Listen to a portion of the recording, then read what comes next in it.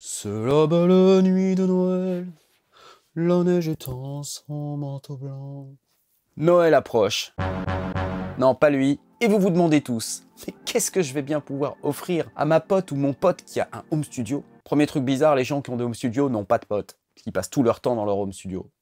Logique. Bon, mettons, vous avez des potes qui ont des home studios. C'est hyper compliqué de faire un cadeau pour ces personnes. Je me suis posé la question, je me suis dit, si on devait m'offrir un cadeau, qu'est-ce qui me ferait plaisir à moi qui ai 2-3 trucs déjà? Et je me suis dit, il y a quand même des trucs qui me feraient plaisir, même si je les avais pas déjà. Franchement, la personne qui me fait un cadeau comme ça, elle peut pas se planter.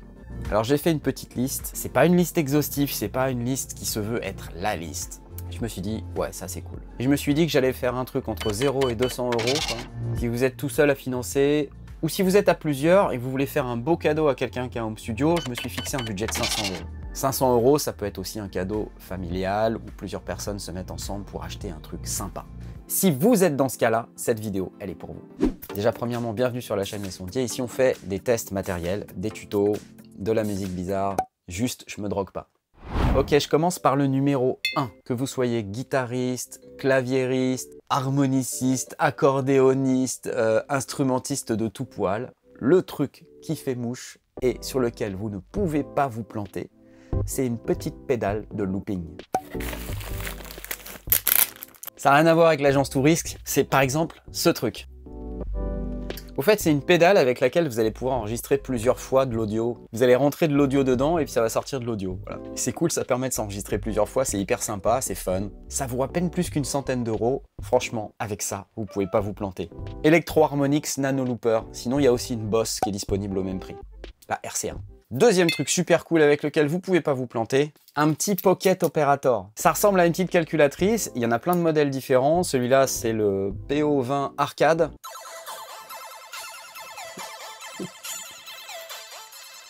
C'est hyper fun, il y a des sons dedans, il y a un petit séquenceur. Ça, c'est le modèle arcade, mais il y en a plein d'autres. Il y en a qui font des batteries, il y en a qui font des basses, il y en a qui font d'autres types de sons, il y en a qui sont sampleurs. Ça vaut quelques dizaines d'euros et franchement, c'est vraiment super fun.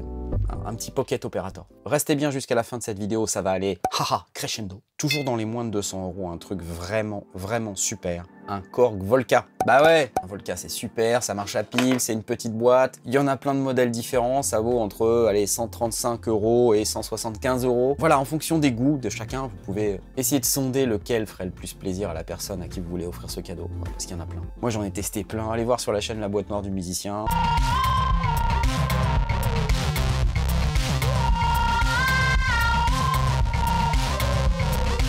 J'avais même fait un live sur le Volca Drum, qui est un truc de fou, de malade.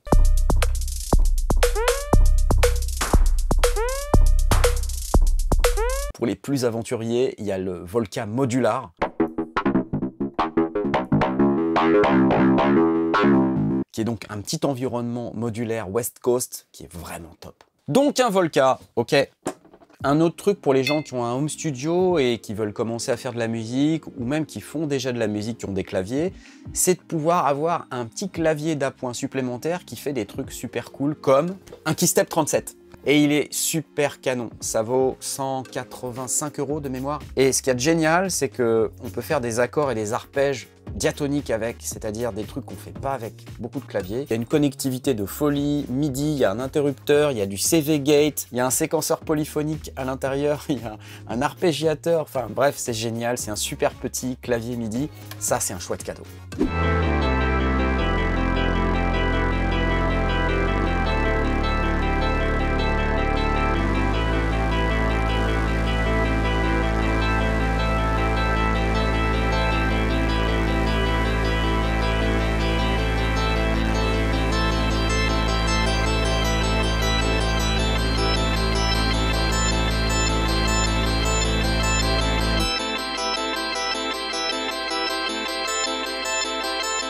Je regarde ma liste, j'ai envie de vous parler d'un truc génial, qui est un appareil de Behringer qui s'appelle le Neutron. On peut le trouver à 269 €. J'ai pas de lien d'affiliation particulier pour ça, mais je le mets quand même dans ma liste parce que c'est vraiment un synthé de ouf.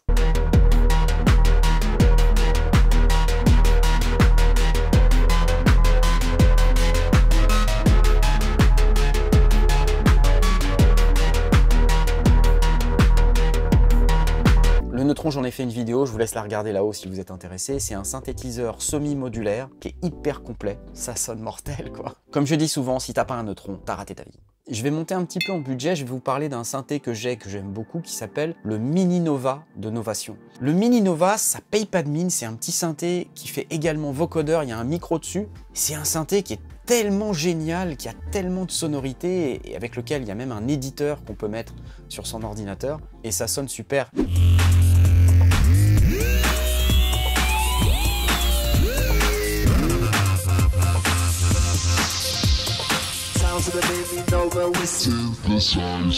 Il y a même une petite sacoche d'une 50aine d'euros qui vient avec. Si vous achetez les deux à la fois, franchement, vous êtes au top.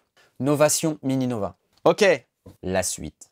Un synthé que j'aime particulièrement et qui sonne de malade, qui est en passe de devenir un ultra classique, quelque chose qui va s'imposer, je pense, dans les années à venir comme le synthétiseur qu'il faut avoir, le Microfreak d'Arturia. C'est un petit machin qui paye pas de mine avec des touches sensitives, mais le son de ce truc, c'est un truc de malade, de malade!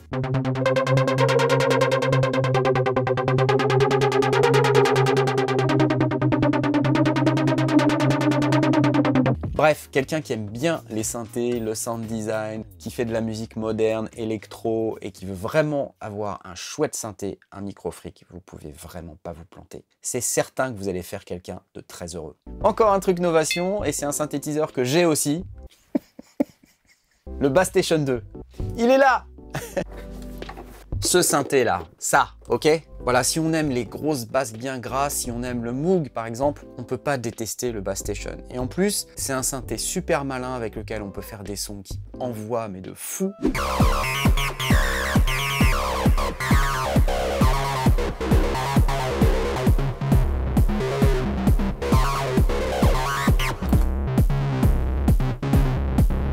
Ça paye pas de mine, mais c'est vraiment super, ça fait des super sons. Vous pouvez pas vous planter avec un Bass Station 2, c'est pas possible. En plus, il y a une petite sacoche qui vient avec aussi pour à peu près une 50aine d'euros. Donc, le Bass Station avec la sacoche, quoi. Yes, super cadeau. Bon, je vais continuer avec Novation, le circuit de Trax. C'est un appareil vraiment unique, c'est un tout en un dans lequel il y a deux synthés. Les deux synthés qui sont dedans, c'est le même moteur que le Mini Nova, vous savez, celui dont je vous ai parlé il y a un instant. Il y en a deux à l'intérieur. Vous avez aussi 4 pistes de batterie et 2 pistes MIDI, ça veut dire que vous pouvez séquencer des appareils externes. Petite carte SD pour stocker ses projets, une interface super mimi avec des pads, c'est super fun à utiliser, sérieusement. Ça marche sur batterie, c'est top.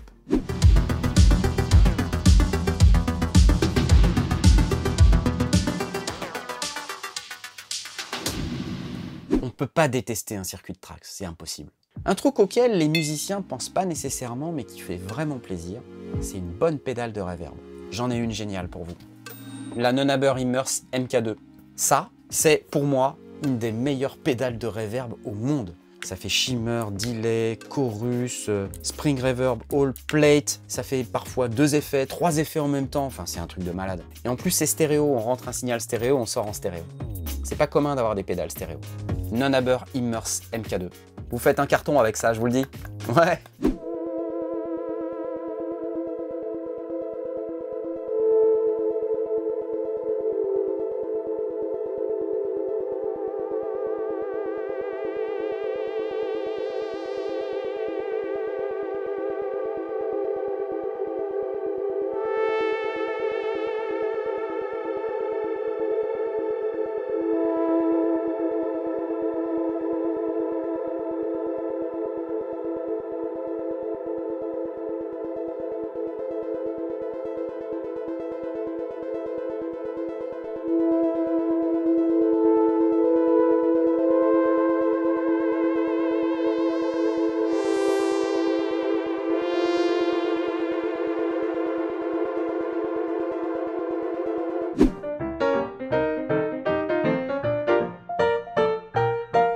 Des autres trucs, bouquin Push Turn Move.